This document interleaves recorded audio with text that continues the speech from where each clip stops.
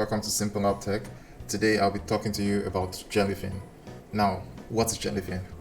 Jellyfin is a free open source media server that allows you to organize, stream, and secure your videos internally. Let's paint this scenario. What if your company could have its own private Netflix to store training videos, product demos, onboarding sessions? Whatever you think about, you can always store it in this Jellyfin, and it's going to act like its own personal archive or media server for your company. These videos are going to be in this archive called Jellyfin, and you can also share these videos internally to your employees, also in Jellyfin. Normally, HR onboarding and product demos or even security awareness videos are sent through Google Drive, Teams, Zoom links, making it very hard to access. Sometimes you don't even know where these videos are stored. But if you're structuring your videos as a company in Jellyfin now, and your employees are able to know where to look for these videos by logging into their media server on Jellyfin, and this is going to be all self-hosted internally in the company.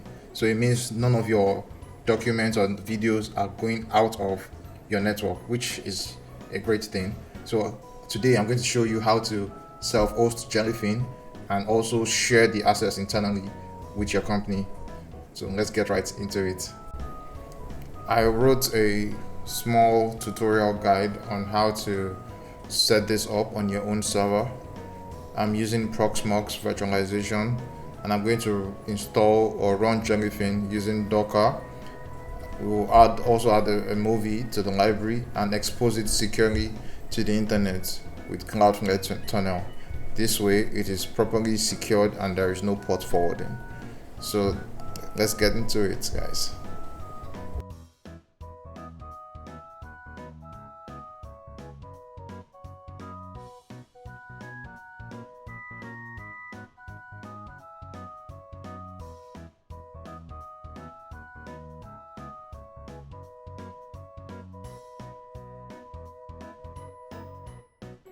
Now we have installed the operating system Ubuntu. Now we just need to make sure the virtual machine boots up, and we can update our operating system, then install Docker, then install Jellyfin on Docker, and start the whole process that way. So let's wait for the operating system to finish booting. And yes, now it has finished booting. I can now use my terminal. I use WAP. I can use my terminal to log into to SSH into the virtual machine, and this is my terminal here. SSH at this Android. Yes. So now I'm SSH'd into the virtual machine. Now I'm logged into my virtual machine. It has finished installing the operating system.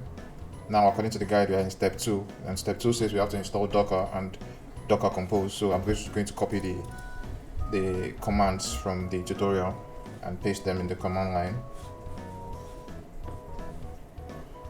Paste them in the command line here. My password, put it.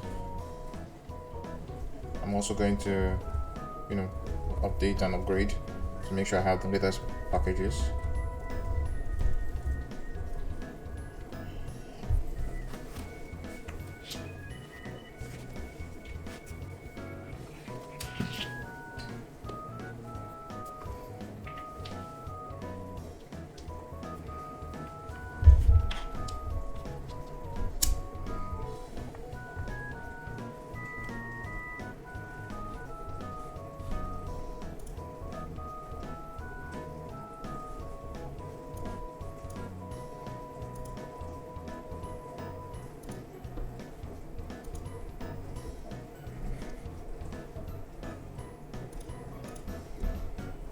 So now I've updated.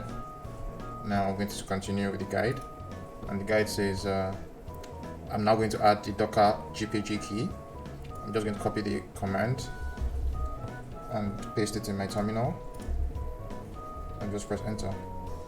I'm going to now go on with and by adding the Docker repo, also in the command in the guide. By the way, you can find this in the Docker installation guide as well. So it's the same thing. Just going to move on. Now we're going to install Docker.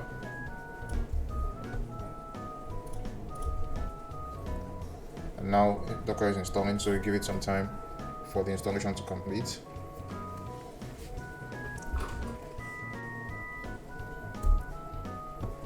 Now Docker is installed and Docker Compose. Now we're going to add my user to the Docker group so that I'm permitted to run Docker commands without using sudo. So I do this and I exit and I log back in. So now if I should do Docker PS, I'm able to access Docker easily. Great. Now Docker and Docker Compose is installed. So for us to use Jellyfin, we have to create a media folder for our shows, onboardings, whatever thing you want to use it for. You have to create the folder for it, the media folder for it. So let's assume I'm going to create a movies folder for this. So I'm just going to copy the command in my documentation and paste it in the command line. This creates a folder called movies, and this movies folder is going to be located in the media folder. I enter the password for it. Yep. And then the next thing is to give ownership of the folder to my user. So I'm able to make edits and stuff like that to the folder. So we've done that with this chown. The next thing now is to deploy Jellyfin with Docker Compose. And for us to do that, it's better we create a Jellyfin folder and change the directory into the Jellyfin folder using this command. Now we are in the Jellyfin folder. We can now create a Docker compose.yaml file. And in this Docker compose.yaml file, you can copy the Docker compose file that is on the tutorial and paste it in here. Now, please, when you're copying it, make sure you're copying the right thing and make sure the right indentations are there, because I've made some errors before where I didn't indent the parameters properly, and it affected my Docker compose file from opening or loading very well. So you have to make sure that is properly done, and just do this as well. Also, best practices for your image, most times it's best practice to pin it to a particular version instead of using the latest tag. And that is because if you're using the latest tag, it means when it automatically updates, if something breaks, it automatically breaks on your production or on your staging or dev site. So you need to try and pin it to a stable version. But for this test purposes, I'm using the latest version. So this is the Docker compose file, and I'm now going to save this by using Ctrl X and then Y and enter. When I do that, then now we can start the Jellyfin file application by doing Docker compose up -d. Now this pulls the Jellyfin image from Docker Hub and installs and does everything it needs to do to open the Jellyfin server. And once this is done, you can see it's done now. We should now be able to go to the browser and access the Jellyfin application locally. So if I go to my browser, the IP for the VM is 172.16.40.100.8096. I do enter. You can see my Jellyfin is ready.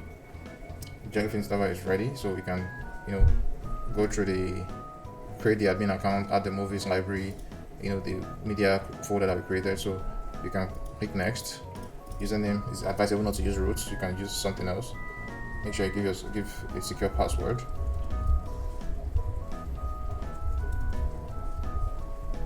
Then next, then you can click on add media library, content type, let's say movies. Give the folder media movies. That's the folder we created earlier. You can click on that and click OK. And it's added already, so you can click on next. If you're okay with the language and the country or region, you click on next. You can allow remote connections to the server. You can click on next and finish. And this is done. This means you can access Jellyfin locally on your network. Anyone connected to your network is going to be, so far they can access this IP address, they will be able to access Jellyfin and access your media on the network. Now, what happens if we want to share this Jellyfin installation to the outside world, that is people on the internet. That I've also done that in my tutorial. And the first thing, let's skip the step 6, adding your first movie. But if for us to share it to the internet, you can use Cloudflare tunnel. There are other reverse proxies you can use. You can use Nginx proxy manager. You can use Pangolin. You can use there are variety traffic, for instance, Caddy. So many reverse proxies you can use. So I'm not going to limit to this, but Cloudflare tunnel is one of the easiest to spin up and to connect to. It's very, very easy to do and straightforward. And one thing I love about Cloudflare again is that they have different edge servers in almost everywhere in the world. So no matter where you are in the world, it's going to connect to the fastest server in the world. So that way it is easier to connect to your Jellyfin website and stream your movies easily and faster without too much of latency. So let's now follow the installation by installing Cloudflare tunnel in step 7. So according to the tutorial, the first thing is to create this directory. I'm going to go back to the terminal. I'm going to go back to the terminal here and create this directory. So now the directory has been created. Then we have to now do this sudo call this one. This downloads the Cloudflare software for use for the Jellyfin server, and now we have to change the modification to plus read for that folder. We have to modify it rather, and now we have done that. Now we can now log into Cloudflare using this.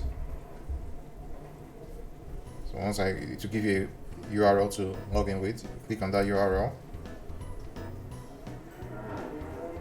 Then you select the domain you want to use. In this case, I'm using twintest.org, and I click on authorize, almost like the same way we did it for the last time for the WordPress website.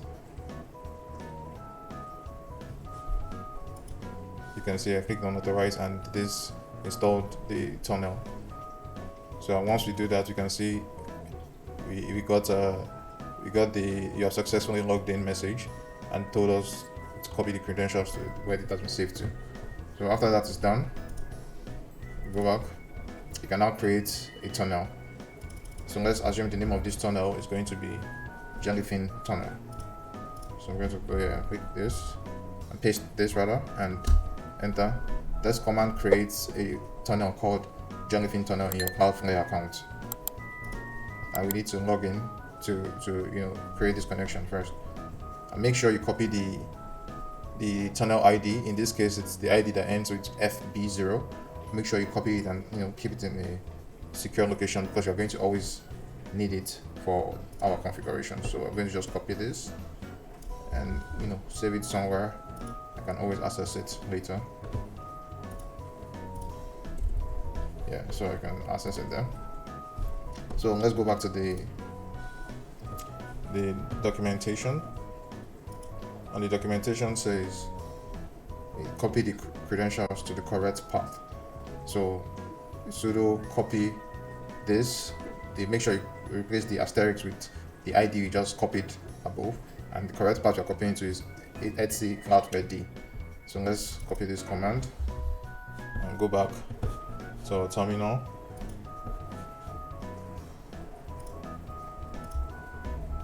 Go back to the terminal, and now I can delete the asterisk and paste this. Now it's done. So what's the next thing? The next thing now is to create a config.yml file, and in that config.yml file, that's where we're going to put the installation, the configuration for the tunnel. So we're going to do a nano this. No, you actually have sudo nano, because you need permissions. Yeah, sudo nano. When we do that, then you can copy the config.yml file that is on my tutorial and paste it here. Things you need to take note is you need to take note of the ID. Make sure it's the same with the one you just created. So I'm going to change mine to what I've recently created as well. This is my own, and also the host name if you're going to use Jellyfin, or let's assume you're going to use let's say we're going to use hrmovies.tointest.org, make sure you always update the host name to the correct thing. The service is also hosted on localhost, which is this PC, on port 8096. So now we can save this and move out of it. Let's go back to the tutorial, and now we can create the DNS record using the command. So we can do this, paste this command, and remember we named this something else. We named it hr-movies. So now we can do that. We can now say hr-movies for this tunnel. Now it has routed the tunnel to the tunnel ID, which is great. And now the next thing is they're going to run it as a service. So the command is also in the tutorial. We're going to run these commands. Done. The next thing is to enable Cloudflare D. It has been enabled. The next thing is to restart it. It has been restarted. Now you can check for the status of Cloudflare D to make sure it's running. And yes, we can see that it's running. You can see that the tunnel is registered. So now if we go to our browser, we should be able to see. You go to hrmovies.tointest.org.